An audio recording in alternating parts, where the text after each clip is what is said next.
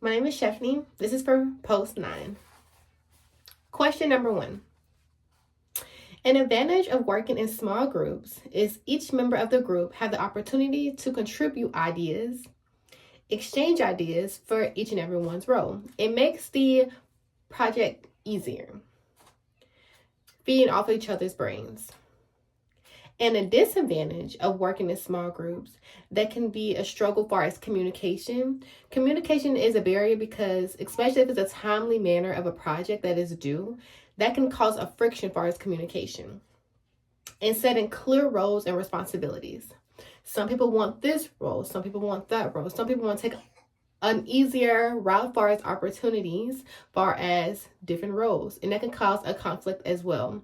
And I feel like communication and setting a clear understanding of people's roles can cause a friction because the project can go south.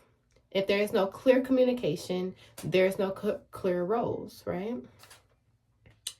Advice I would offer when working with a group. Communication is clearly has to be clear and respectful. Everyone is an equal. No one is better than anybody. Nobody's on top of a person or below a person. In the aspect of communication, you can share your ideas and concerns openly and make sure we listen to others. Because at the end of the day, as a project or anybody in the world, it's all about clear communication, yes, and active listening. You have to listen to others, okay? So you can see a situation far as a whole 360 and not just your way. Setting roles and responsibilities. That is a great placement in a project because you assign a person to a task. This person might be more knowledgeable or in this role than you, or vice versa. At the end of the day, we can all come together, play our role to make it easier on everybody and have the project done, right? Staying organized. Staying organized in a small group is very effective due to the fact that if you stay organized, your whole team is organized. The team sets the tone of your project. And staying focused. Sometimes in projects, you can get off topic a little bit, but you have to regain that focus. That's why there's a role far as a leader, a person that's an organizer, a person that does the research. Everybody comes as into that small group.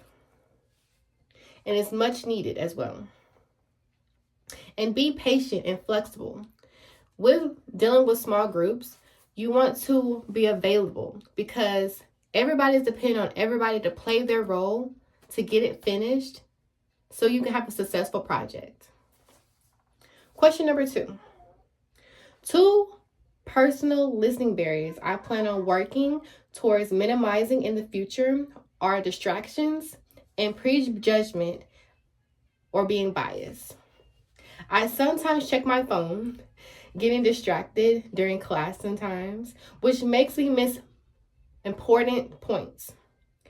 To minimize this, I will put my phone down. I will focus fully on the speaker because that's also showing respect as well. I may tune out when initially disagreeing with someone's ideas. I'm more of a person that likes the simple way, but more effective way.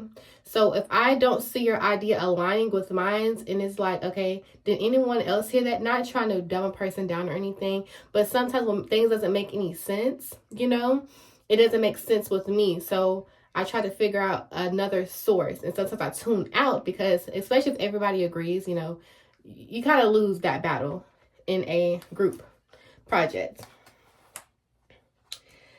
But to work on that, I will listen first, ask questions later, evaluate everybody's ideas and opinions because everybody's opinions and ideas are very much valid for a better outcome. Question number 3. What I learned about listening habits. I tend to get distracted easily. When making this, I miss important details like I mentioned. I also sometimes form opinions too quickly, which can prevent me from fully understanding what someone is trying to communicate.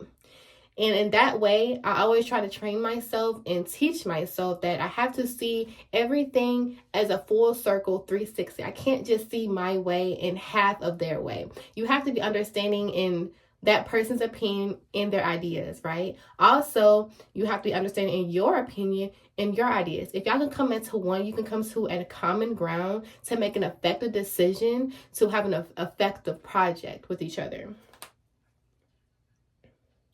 Recognizing those habits has helped me to see the importance of being present, taking accountability, focusing on people's words and not dismissing them, and keeping an open mind. You have to keep an open mind. Just because you know this, somebody can teach you something that you probably don't know, or a fun fact that to make life easier on you. And truly, that helps me understand and respond thoroughly to understand for an effective listening habit.